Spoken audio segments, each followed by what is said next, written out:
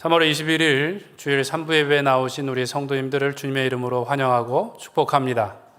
이 시간에 온라인으로 함께 하시는 우리 성도님들도 주님의 이름으로 환영하고 축복합니다.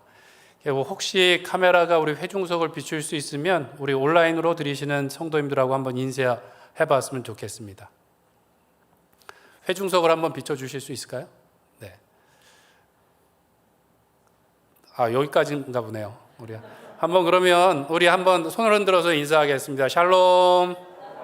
네, 우리는 교회에서 예배하고 있고 우리 성도님들 가정에서 예배하고 있지만 동일한 시간 안에 성령의 교통하심 가운데 우리가 하나인 줄 믿습니다.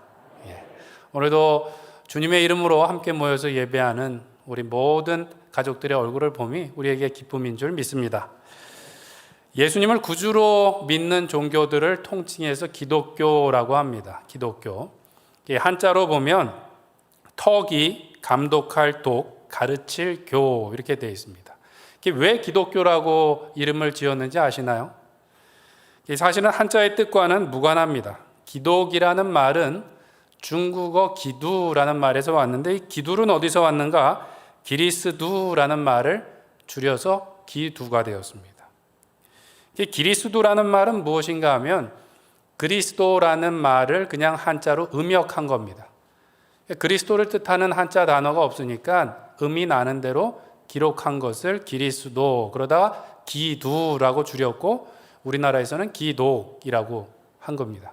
기독교인이다 그러면 그리스도인이다 라는 뜻이 되는 것이죠.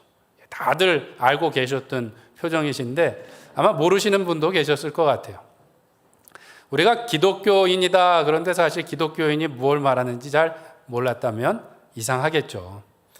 호칭뿐만 아니라 우리가 그리스도인이다 라고 말할 때는 그리스도가 누구이신지 또 그리스도가 무슨 일을 했는지를 잘 알고 있어야 될 것입니다. 그것은 내가 무엇을 믿고 있는지 또 무엇을 해야 되는지하고 연결되어 있습니다. 예수님께서는 이와 같은 이유로 제자들에게 내가 누구인지에 대해서 제자들에게 물으셨습니다. 오늘 본문의 장소는 가이사랴 빌립보 지방입니다. 이스라엘의 거의 북쪽에 있는 헐몬산 그 자락에 있는 도시입니다. 북쪽 변방에 있다 보니까 유대인들의 영향력보다는 로마인들 또 옛날 그리스의 문화의 영향을 많이 받았습니다. 그래서 그 사람들이 섬기던 각종 우상들을 위한 제단과 신전들이 많이 있었습니다. 특별히 저도 한번 성지순례 때 가봤는데 커다란 동굴이 있더라고요. 그곳이 무엇인가 설명을 들어보니까 고대 사람들이 섬기던 판이라는 신이 그곳에서부터 나왔다라고 사람들이 믿고 있었대요. 그러니까 이 가이사랴 빌립보 지방은 뭔가 사람들이 생각하기에 영험하고 신비한 곳으로 생각했던 것이죠. 그래서 각종 우상을 섬기는 사람들이 더 많이 모여들게 된 겁니다. 우리나라로 말하면 계룡산 자락이 아니었을까 생각이 듭니다. 돌을 닦는 사람들, 이런 사람들이 많이 모여든 것이죠. 그렇게 우상이 즐비한 곳에서 예수님께서 제자들에게 물으셨어요. 먼저 제자들에게 사람들이 나를 누구라고 하느냐라고 예수님이 물으셨습니다. 그랬더니 제자들이 대답하기를 더러는 세례 요한, 더러는 엘리야, 어떤 이는 예레미야나 선지자 중에 하나라고 대답을 했습니다. 이것은 예수님의 가르침을 듣고 수많은 이적을 보았던 사람들의 대답이었어요. 그들은 예수님을 위대한 선지자 중에 하나라고 생각한 것입니다.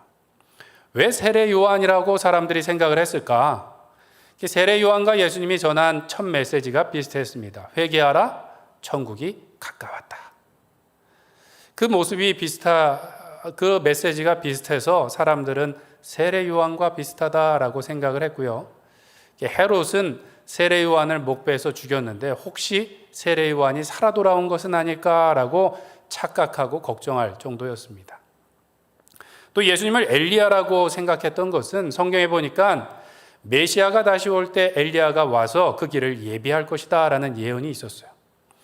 예수님이 행하신 이적들을 보니까 크고 놀라운 것이 마치 예전에 기록되었던 엘리야와 같이 큰 선지자가 분명하다라고 사람이 확신을 했던 것입니다. 그리고 사람들이 또 예레미야라고 말했던 것은 예레미야가 다가올 심판에 대해서, 성전에 대해서 예언했던 것들이 예수님과 비슷했습니다. 심판이 다가올 것이다, 성전을 의지하지 말아라, 이런 모습이 비슷했다라는 것이죠. 사람들은 그런 예수님께 열광했습니다. 예수님을 열심히 따라다녔습니다. 오병이어 사건에 보면 수천 명의 사람들이 끼니도 거르고 해가 지도록 집에 갈 생각을 안 하고 예수님 곁에 있곤 했습니다. 하지만 그 사람들의 생각에는 예수님은 대단한 선지자 중에 한 명이었다라는 것이죠. 예수님에 대한 사람들의 생각은 그럴듯하기는 했지만 맞지 않았습니다. 비슷한 것 같았지만 틀렸다라는 것이죠. 때문에 그들은 예수님을 끝까지 믿고 따르지 못했습니다. 요한복음 6장에 보면 예수님께서 많은 제자들 앞에서 말씀을 가르치시는데 그날은 좀 어려운 말씀을 하셨어요. 나는 하늘로부터 내려온 생명의 떡이다 라고 말씀을 이렇게 전하시다 보니까 제자들 중에 아하, 이 말은 어렵도다, 누가 이 말을 받을 수 있겠는가, 그러고 많은 제자들이 그날 떠나가더라 라고 성경은 기록되어 있습니다. 예수님의 말씀이 조금 어려우니까 제자로 나는 살겠습니다 그러고 집을 나섰다가 다시 집으로 돌아갔다는 것이죠. 선생님이 좀 어렵게 가르친다고, 목사님이 설교를 어렵게 한다고 집에 돌아가면 될까요, 안 될까요? 여기 계신 우리 성도님들은 참으로 훌륭하신 분이에요. 설교가 어렵든 쉽든 길든 짧든 재미가 있든 없든 항상 자리를 짓고 계신 우리 로뎀교회 성도님들이 복된 줄로 믿습니다. 제자들이 그렇게 많은 수가 떠나갔다라는 것이죠. 또 어떤 사람들은 예수님께서 로마를 물리치고 이스라엘을 독립시켜줄 영웅쯤으로 생각을 했습니다. 이렇게 자신들만의 기대가 있다 보니까 예수님이 십자가에서 무력하게 잡혀 죽으실 때 어느 누구도 그 예수님을 따라가지 않았던 것이죠. 다 자기의 갈 길로 돌아갔습니다. 왜 그렇습니까? 예수님을 잘못 알고 있었기 때문입니다. 예수님이 누구인지 잘못 알고 있었어요. 예수님께서는 수많은 사람들이 예수님을 따를 때 저들이 나를 따르는 이유는 떡을 먹고 배불렀기 때문이다 라고 말씀하셨습니다.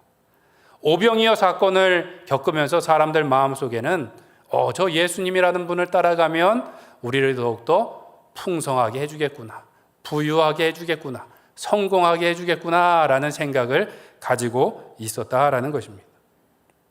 사람들은 예수님을 다윗의 왕국을 회복할 영웅쯤으로 생각했다라는 것이죠. 이러한 착각들로 인해서 예수님을 끝까지 따르지 못했습니다. 오늘날도 마찬가지입니다. 많은 사람들 중에 예수님을 위대한 성자 중에 한 명이라고 생각하는 사람들이 있습니다. 인도의 유명한 지도자 간디가 그랬는데요. 간디는 예수님의 말씀을 잘 배우고 또 그것을 가르쳤습니다. 특별히 산상수훈에 대해서 그가 직접 또 다른 사람들에게 가르치는 일들이 있었습니다. 그러나 그는 예수님을 구세주로 믿지는 않았다라는 것이죠. 또 많은 사람들 생각에 예수님을 믿으면 나에게 성공을 주실 것이다 라고 믿고 따라가는 사람들이 있습니다. 각자 자기의 형편과 사정과 바람을 따라서 예수님을 이렇게 바라보고 있는 것이죠. 그런데 예수님을 따라가다가 나의 생각과 같지 않으면 시험에 들기도 하고요. 내가 열심히 예수님을 따라갔다 생각했는데 그 결과가 내 기대에 미치지 못하면 신앙을 떠나버리기도 한다는 것입니다. 교회에서 사역을 하면서 장기 결석이신 분들께 연락을 드리다 보면 놀랄 때가 있습니다. 예전에 이렇게 기록을 보니까 구역장도 하셨고 여러 봉사들을 앞장서서 하셨던 분인데 교회를 안 나오세요. 교회를 안 나온 지 7, 8년이 되셨고 본 교회만 안 나오시는 것이 아니라 어느 교회도 나가지 않고 신앙생활을 쉬시는 경우가 있습니다. 그분의 현재 구역장님이 이제 저에게 부탁하실 때가 있어요. 목사님 잘 모르실 텐데 이 아무개 집사님은 예전에 구역장도 하시고 또 봉사도 열심히 하시던 분입니다. 제가 이곳에 이사 왔을 때 그 집사님이 구역장님이셨어요. 그래서 저를 잘 이끌어 주셔서 제가 여기 왔습니다. 그런데 목사님 지금 시험에 들어서 교회 안 나오고 계세요. 목사님 전화 한 번만 더 해주세요. 이렇게 부탁을 하시는 거예요. 그렇게 열심히 던 분이 왜 교회를 떠나서 신앙생활을 아주 안 하실까 사실은 다 이해가 되지는 않습니다. 그런데 그렇게 교회를 떠났던 분들을 이렇게 살펴보면 여러 이유가 있는 것 같습니다. 하시던 일이 너무 잘 되는 경우 떠나는 경우가 있어요. 일이 너무 잘 되다 보니까 주일에 조금만 일을 더 해야지 하다가 계속 일만 하게 되는 경우가 있고요. 또는 반대로 하시는 일이 너무 안 돼서 교회를 떠나시는 경우도 있습니다. 주님께 열심히 헌신한다고 하면서 일도 했는데 하는 일마다 잘 안 되는 거예요. 형편이 너무 어려워지다 보니까 주일에도 조금씩 일을 하다가 결국 교회에서 멀어지시는 경우가 있더라는 것이죠. 그리고 구역이나 교회에서 마음의 상처를 입고 교회를 안 나오시는 분들이 계세요. 교회를 옮긴 게 아니라 그냥 교회를 아예 안 나오시는 분들이 있습니다. 그렇게 장결자이신 분들한테 문자를 보내다 보면 가끔 단문이 오거나 답으로 전화가 오곤 합니다. 제가 한번 받았는데, 목사님 안녕하세요. 저는 아무개 집사입니다. 목사님 잘 모르실 텐데 저 옛날에 그 교구였습니다. 목사님, 제가 장결자인데도 이렇게 문자를 주시니 너무 고맙네요. 시골에서 좀 좋은 게 왔는데 목사님 꼭 드리고 싶습니다. 한번 만나시죠. 그래서 제가 그러면 교회로 오시죠. 그랬더니 순간 머뭇하시더라고요. 근데 교회로 오시죠. 주차장에서 잠깐 만나기로 했습니다. 주차장에서 만나고 어떻게든 이제 교회 안으로 모시고 가려고 교회에 들어가서 잠깐만 말씀을 나누시죠. 그랬더니 교회에는 발을 들여놓지 않겠다고 거절하셨어요. 주차장에서 얘기를 잠깐 하고 기도를 했습니다. 사정을 들어보니까 예전에 봉사를 열심히 하다가 교회에서 사람들에게, 성도님들에게 상처를 받으셨대요. 그래서 교회를 지금 안 나온 지 그렇게 7, 8년 됐다는 거예요. 근데 그 다음 얘기가 중요합니다. 근데 목사님, 저는 분명히 하나님을 믿고 있습니다. 언젠가 다시 교회에 나올 겁니다. 이렇게 말씀하세요. 그분이 상처를 받으신 거는 이해가 충분히 돼요. 그런데 그 다음 이야기가 좀 아리송했습니다. 하나님을 믿기는 믿는데 지금은 나올 수 없대요. 저는 옛날에 유행가 가사 중에 이런 게 있었습니다. 사랑하기에 떠나신다는 그 말 나는 믿을 수 없어. 사랑한다면 왜 떠나가야 해? 그 말 나는 믿을 수 없어. 이 노래가 제 머릿속에서 계속 빙빙 돌았어요. 하나님을 믿는데 교회는 나올 수 없다. 하나님을 믿는데 지금은 예배하지 않는다. 이 말이 아리송했습니다. 말이 안 되는 것 같아요. 왜 그렇게 열심히 던 분들이 교회를 떠났는가? 하나님을 믿는다는 그분의 신앙 고백이 그럴듯하기는 하지만 잘못됐기 때문입니다. 예수님을 대단히 중요하게 생각하기는 했지만 구세주로 알고 있지, 믿고 있지 않았던 것이라는 것이죠. 그래서 경제적인 이유로, 관계의 이유로 믿음이 통째로 흔들려져 버리고 그 기초가 흔들리고 무너질 때가 있더라는 것입니다. 그래서 예수님께서도 제자들에게 다시 물었습니다. 그러면 너희는 나를 누구라고 하느냐? 사람들 말고 너희에게 나는 누구인가? 라고 물으셨습니다. 이때 용감한 제자 베드로가 훌륭한 신앙 고백을 합니다. 주는 그리스도시요 살아계신 하나님의 아들이십니다. 우리 다 같이 한번 해볼까요? 주는 그리스도시요 살아계신 하나님의 아들입니다. 그리스도라는 말은 메시아라는 말의 헬라어 표현입니다. 성경에 예언된 구세주입니다 라고 베드로가 고백을 했습니다. 그리고 거기서 더 나아가서 살아계신 하나님의 아들이십니다 라고 고백을 했습니다. 이전에 사람들이 나를 누구라고 하느냐라고 말했을 때 그리스도입니다, 메시아입니다 라고 말했던 사람은 하나도 없습니다. 세례 요한이나 엘리야나 예레미야나 그와 같은 선지자 중에 한 명입니다 라고 말을 했는데 베드로는 놀랍게도 살아계신 하나님의 아들이십니다, 그리스도이십니다 라고 고백을 했다라는 것입니다. 이 고백은 예수님께서 그냥 위대한 사람이 아니라 하나님이십니다 라는 고백입니다. 위대한 선지자들처럼 사람들 중에 그냥 조금 뛰어난 사람이 아니라 하나님이십니다 라는 고백이라는 것이죠. 살아계신 하나님처럼 전능하신 분입니다 라는 고백입니다. 그리고 베드로가 이것을 다 이해하지는 못했지만 예수님의 구속사역을 뒷받침하고 있는 큰 근거가 됩니다. 왜 그렇습니까? 똑같은 죄인이 죄인을 위해서 죽는다고 그 죄값을 치룰 수가 없습니다. 그 죄값을 치르기 위해서는 죄가 없으신 하나님의 아들이 오셔서 대신 죽어야만 됐던 것이죠. 베드로가 예수님은 살아계신 하나님의 아들이십니다 라고 고백할 때는 그 믿음의 고백이었다라는 것입니다. 베드로의 고백은 그렇게 놀라운 믿음의 고백이었습니다. 이 고백을 들으신 예수님께서 베드로를 축복해 주십니다. 17절에 보면 요나의 아들 시몬아, 내가 참으로 복이 있구나. 이것을 내게 알게 하신 이는 혈육이 아니라 사람이 아니라 누구요? 하늘에 계신 내 아버지시다 라고 말씀해 주셨습니다. 이것을 신앙 고백하게 하신 분은 내 아버지나 사람이 아니라 하늘 아버지시다 라고 말씀해 주셨어요. 베드로와 제자들은 3년을 예수님과 동거동락했습니다. 같이 먹고 자고 울고 웃고 또 화장실에도 같이 가고 했을 거예요. 그런데 베드로가 그 예수님을 보고 그냥 사람이 아니시고 하나님의 아들이십니다 라고 고백했다라는 것이죠. 왜 우리가 어렸을 때 선생님은 화장실도 가지 않을 것 같고 뭔가 우리와는 다를 것 같고 이렇게 착각했던 적이 있지 않습니까? 그런데 베드로는 3년이나 예수님과 같이 살았어요. 그런데 예수님을 보니까 위대한 선지자하고도 비교할 수 없습니다. 예수님은 분명히 살아계시는 하나님의 아들이십니다라고 고백했다라는 것은 하나님이 아니시면 그에게 그런 신앙 고백을 하실 수 없었다라는 것이죠.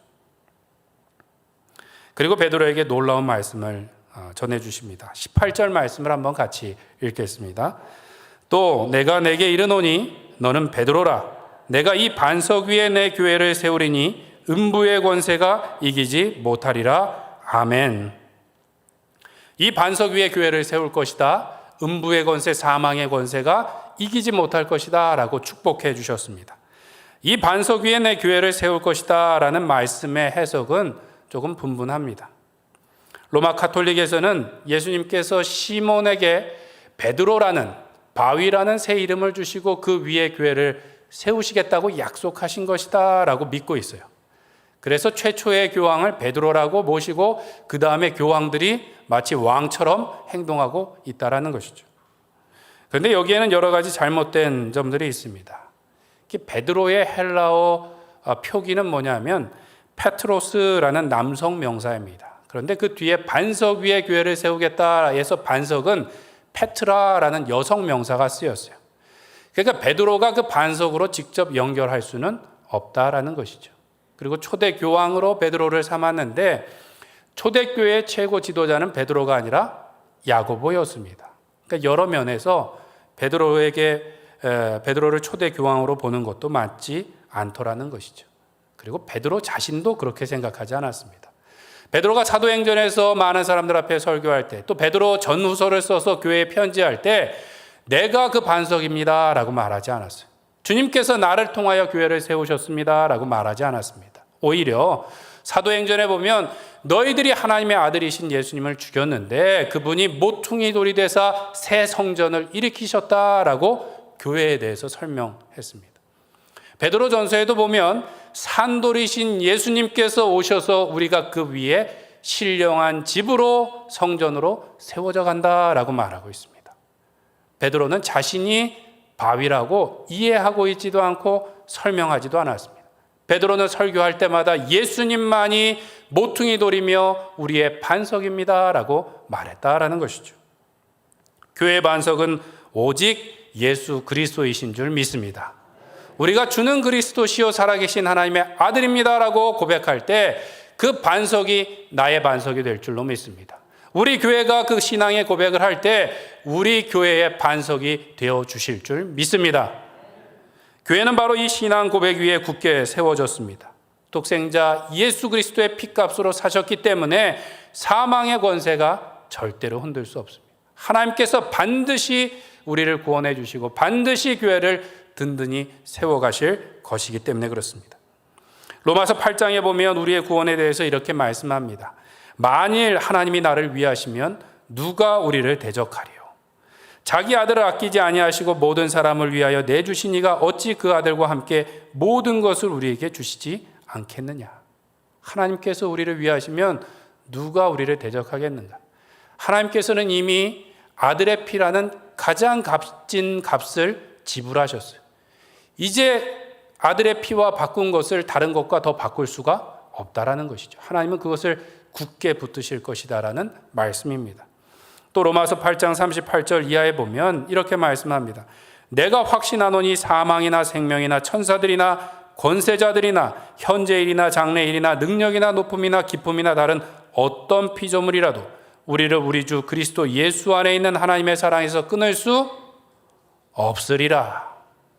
그 무엇도, 그 어떤 영적인 존재도 이 땅의 어떠한 권세도 우리를 하나님의 사랑에서 끊을 수 없다라고 성경은 선언하고 있습니다. 하나님께서 가장 귀한 아들의 피로 우리를 사셨기 때문에 반드시 하나님께서 우리의 구원을 이루어 주실 줄 믿습니다.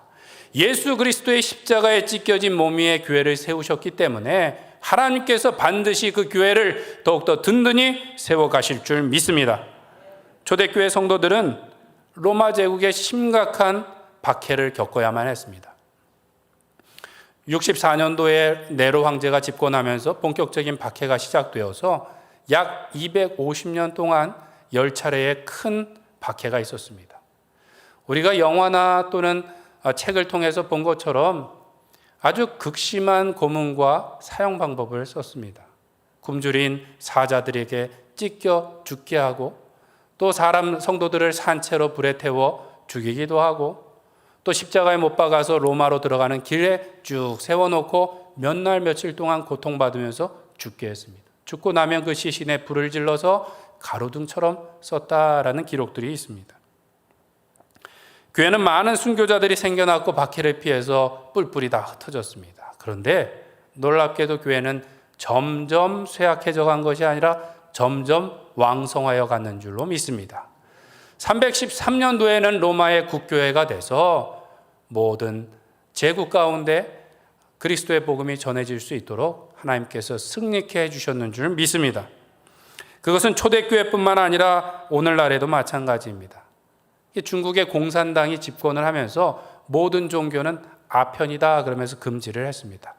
특별히 66년도부터는 문화혁명이다 그래서 기독교뿐만 아니라 모든 종교를 다 소멸 정책을 폈습니다. 12년 동안 모든 종교인들을 탄압하고 죽일 뿐만 아니라 모든 흔적 자체를 사라지게 했어요. 그러다가 1980년대에 중공이 이게 개방 정책을 펴기 시작했습니다. 서방 세계에서 너희들 교회에 대해서 그렇게 하면 안 돼 라고 말했더니 조금 교회 탄압을 풀기 시작했습니다.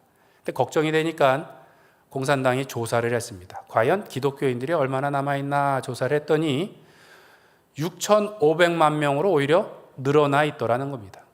중국인들이 정말 자신들의 근간이라고 떠받들던 유교는 다 없어져 버렸는데 오히려 교회는 6,500만 명으로 더 늘어나 있더라는 것이죠. 지금도 북한의 지하교회에서는 신앙을 지키며 오늘 주일에 예배하고 있는 줄 믿습니다. 극심하게 통제된 상황에서 목숨 걸고 그것이 가능할까라고 제 마음속에도 이렇게 그 의심이 좀 있었습니다. 그런데 전에 사역하던 교회에 탈북을 해서 신학을 하고 목사님으로 같이 사역하던 분이 계셨어요. 제가 물어봤습니다. 목사님, 과연 북한의 지하교회가 그렇게 우리가 듣던 대로 있을 수 있습니까? 라고 묻고 목사님은 언제 예수님을 영접했습니까? 라고 물었습니다. 그 목사님의 말이 본인이 어렸을 때 할머니가 무슨 책을 꺼내서 노래를 알려주셨대요. 그게 뭐였는가 보니까 찬송가였다는 것이죠. 그리고 할머니가 누군가에 대해서 얘기를 해줬는데 그때는 잘 알지 못했대요. 바로 예수님에 대해서 얘기를 해주셨다라는 것이죠. 그 이후에 목사님이 탈북을 해서 예수님을 영접했습니다. 본인은 살 수 있었는데 다시 북한으로 들어갔어요. 왜요? 가족들에게 복음을 전하기 위해서. 가족들을 구하기 위해서 들어갔다가 붙잡혀서 우리가 말로만 듣던 아오지 탄강에 끌려가서 모진 고생을 했다라는 것이죠. 그러다가 다시 탈출해서 어렵게 한국으로 와서 신학을 하고 이제는 탈북민 사역과 또 교회를 섬기고 있습니다. 목사님의 말씀이 그렇게 북한에서 감시하고 탄압을 하지만 교회가 계속해서 확장되어 간다라는 이야기를 들려주셨습니다. 하나님의 교회는 예수님이라는 굳건한 반석 위에 세워져 있는 줄 믿습니다. 어떠한 시련이나 고난이 와도 하나님께서 반드시 더욱더 든든하게 세워주실 줄 믿습니다. 우리 로담교회도 하나님께서 이 반석 위에 굳게 세우신 줄 믿습니다. 교회가 지난날 여러 가지 힘들고 어려운 일을 겪었어도 흔들리지 않고 여기까지 온 것 하나님의 은혜인 줄 믿습니다. 하나님께서 붙드시고 앞으로도 더욱더 번성케 하실 줄 믿습니다. 왜냐하면 우리 교회는 사람 위에 사람에 의해서 세워진 것이 아니라 예수 그리스도라는 반석 위에 세워졌고 하나님께서 세우셨고 이루어 가실 것이기 때문인 줄 믿습니다. 때문에 우리의 입술 가운데 실망의 말이 아니라 신앙의 고백이 항상 넘쳐나기를 소원합니다. 우리는 알 수 없지만 예수님이 그리스도이십니다. 예수님은 살아계신 하나님의 아들이십니다. 지금도 역사하십니다. 라는 신앙의 고백이 우리의 입술 가운데 항상 흘러나오기를 소원합니다. 또한 우리 입술 가운데 원망의 말이 아니라 소망의 말씀을 붙들고 함께 기도하기를 소원합니다.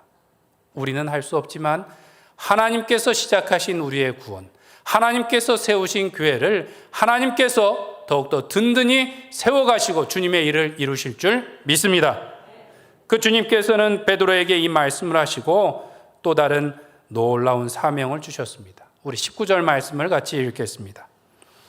내가 천국의 열쇠를 내게 주리니 내가 땅에서 무엇이든지 매면 하늘에서도 매일 것이요 내가 땅에서 무엇이든지 풀면 하늘에서도 풀리리라 하시고 아멘.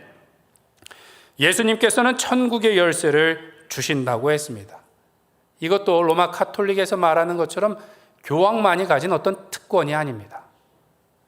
천국의 열쇠를 주셨다라는 것은 열쇠를 가지고 다니면서 잘 잠그라는 말씀일까요? 아니면 열라는 말씀일까요? 열라는 말씀이죠.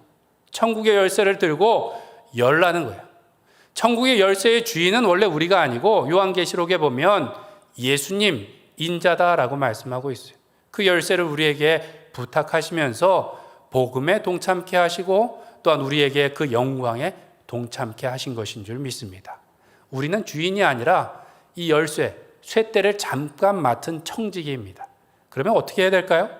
열심히 일을 해야죠. 열심히 열러 다니고 열매를 맺어서 주인을 기쁘게 해야 될 줄로 믿습니다. 뒤에 매고 푼다라는 말씀도 누군가를 못하게 하고 금지하고 또 어떤 누군가는 용서하고 이런 말씀이 아닙니다. 그리고 이것도 베드로에게만 주신 특권이 절대로 아니에요. 바로 뒤에 보면 예수님께서 제자들을 파송하시면서 모든 제자에게 똑같은 말씀을 하십니다. 매고 푼다라는 것은 무엇인가? 랍비들도 많이 썼던 표현인데 귀신을 쫓아낸다거나 또는 가르침을 주는 행동을 말합니다. 가르침을 통해서 무언가를 규정하기도 하고 무언가를 허용하기도 하고 이것을 매고 풀다라는 의미로 쓴다라는 것이죠. 그러니까 귀신을 쫓아내고 말씀을 가르치는 것, 이것이 무엇일까요? 복음을 전파하는 것이죠. 복음을 전파하는 권세를 주셨다라는 것입니다. 실제로 베드로는 오순절 이후에 천국의 문을 하나씩 하나씩 열고 다니게 됩니다. 베드로가 오순절 날 많은 사람들 앞에서 설교를 합니다. 한 번에 3,000명이 주님께 돌아옵니다. 그리고 나서 그가 사마리아로 내려가서 오순절 사건을 재현하게 됩니다. 그리고 그 다음에는 누구에게로 갈까요? 이방인 백부장 고넬료의 집에 가서 복음을 전하고 세례를 베풀게 됩니다. 그러니까 예수님께서 말씀하신 대로 예루살렘과 유대와 사마리아와 땅끝 이방인에 이르기까지 그 순서대로 베드로가 복음을 전하며 나갔더라는 것입니다. 우리도 이 천국의 열쇠로 닫혀진 문들을 하나씩 열고 나가야 될 줄로 믿습니다. 물론 형편이 더 어렵고 힘든 저 아프리카나 오지에 가서 우리가 복음을 전할 수도 있습니다. 그런데 우리 대부분은 주님의 말씀을 따라서 더 가까운 곳에서부터 시작해야 될 줄로 믿습니다.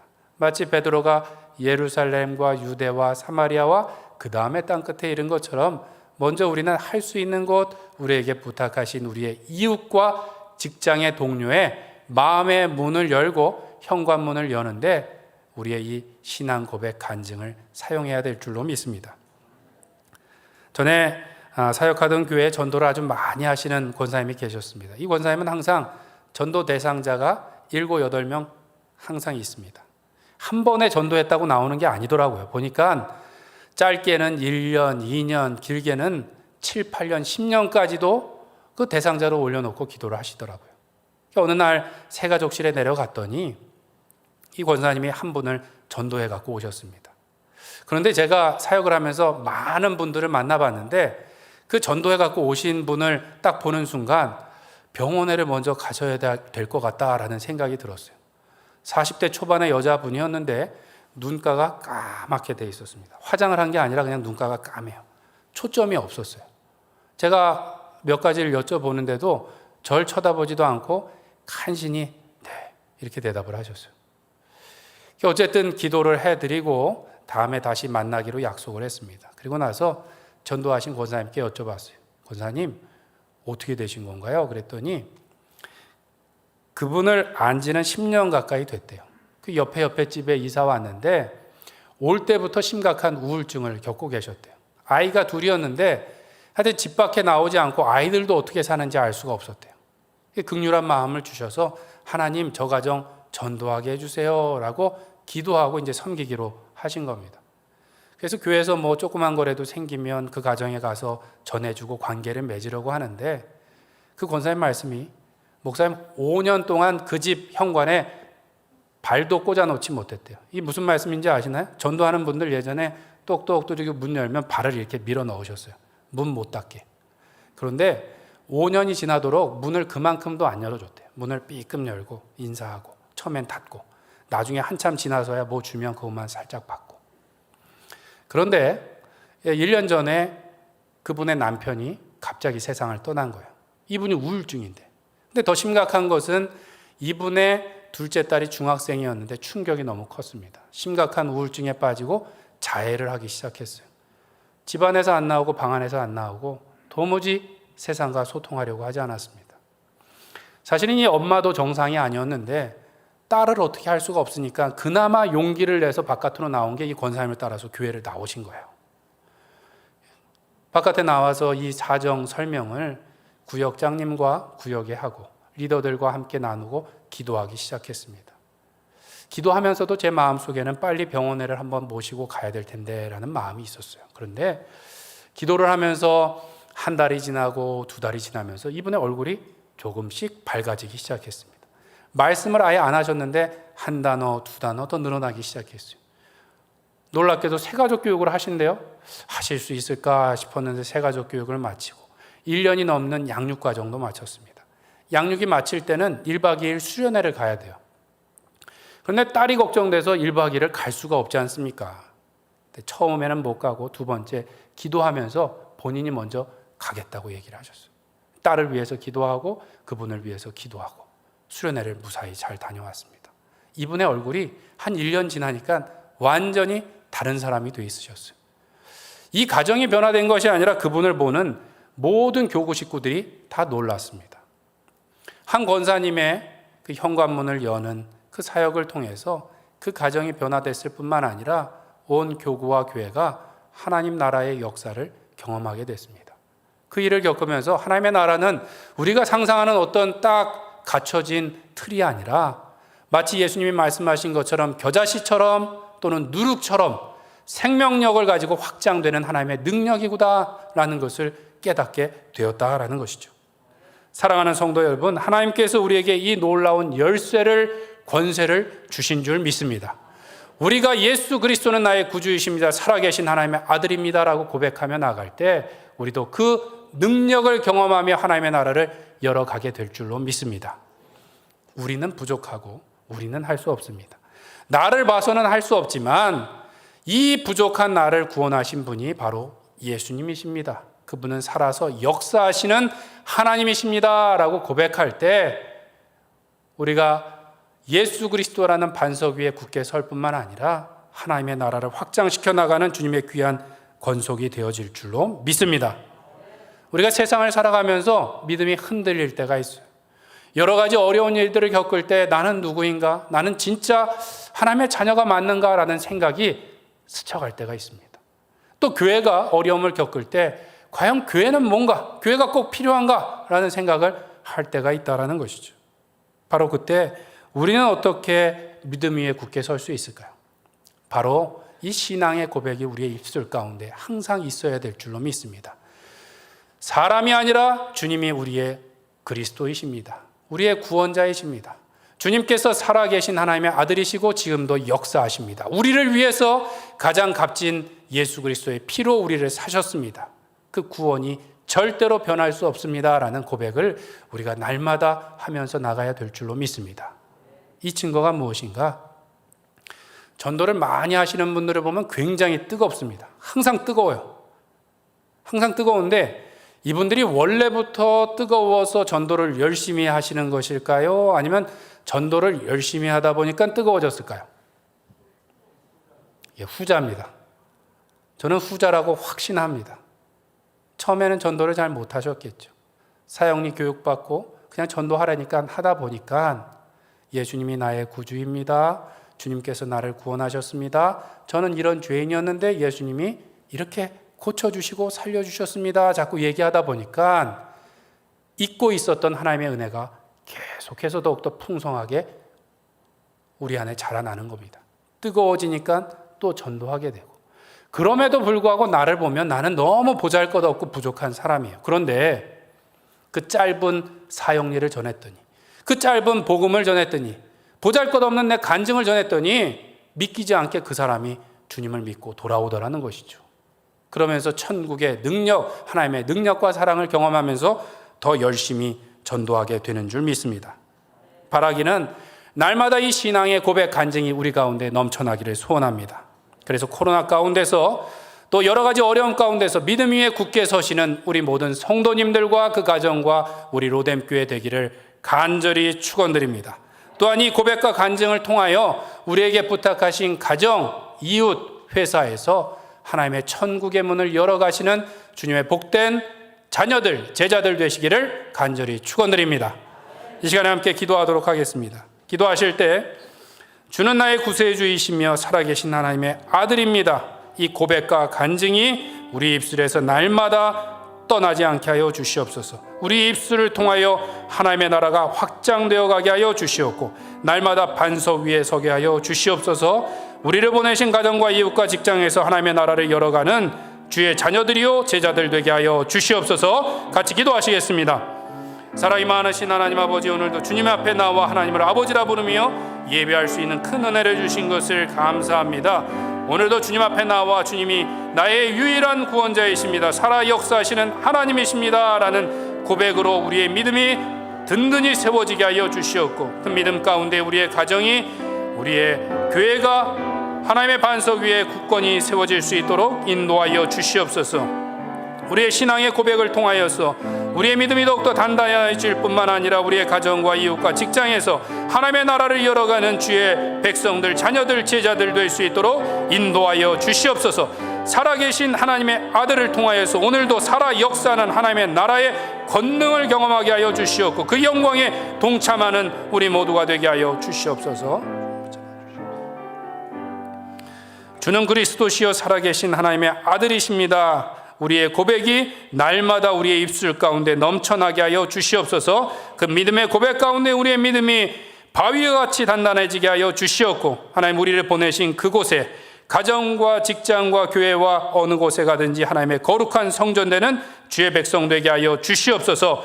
우리는 부족하나 주님께서 우리에게 주신 믿음의 고백을 가지고 천국을, 하나님의 나라를 열어가는 주의 백성 되게 하여 주시옵소서. 예수님의 이름으로 기도드립니다. 아멘.